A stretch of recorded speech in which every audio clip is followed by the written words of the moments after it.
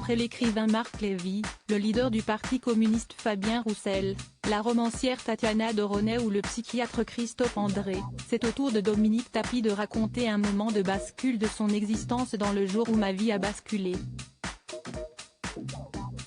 L'épouse de l'ancien patron de l'OM, disparu il y a 1 an et demi, raconte les conditions d'incarcération de son mari à la prison des Baumettes. Il s'allongeait sur le sol pour respirer à travers la porte, se souvient-elle.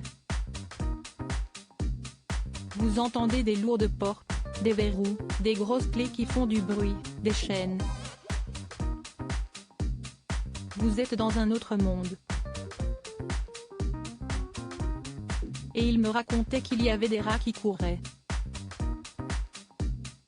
C'était d'une vétusté. Ce n'est pas très joli pour la France, ça, glisse-t-elle. Mon sang n'a fait qu'un tour un jour, Bernard Tapie trouve une corde sur une étagère de sa cellule. Quand j'ai appris ça, là, vraiment, mon sang n'a fait qu'un tour, raconte Dominique Tapie. J'étais vraiment révoltée et j'ai tout de suite téléphoné à la garde des Sceaux et je lui ai dit que si on le laissait dans ces conditions, je faisais une conférence de presse parce que quand même, il ne méritait pas d'être traité comme un assassin ou un grand délinquant. Ce n'était pas possible. Donc on m'a entendu. Là, cette fois-ci, je m'étais énervée. On m'a bien entendu. Et dans les 2 jours qui ont suivi, il a été transféré à Luynes, qui est quand même une prison moderne, propre.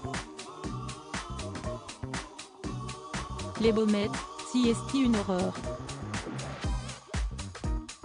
Si est-il vraiment une horreur.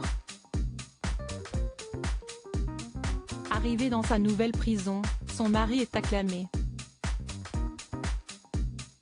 Ça ne lui a pas fait plaisir du tout, témoigne son épouse.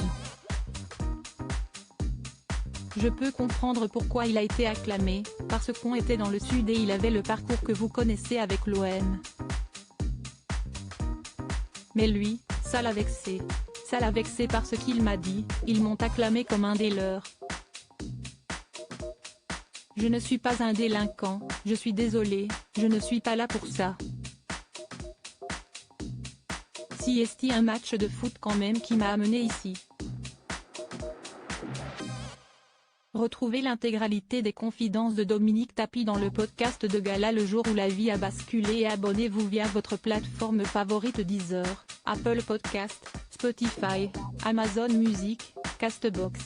Crédit photo, Jacobi de Moreau.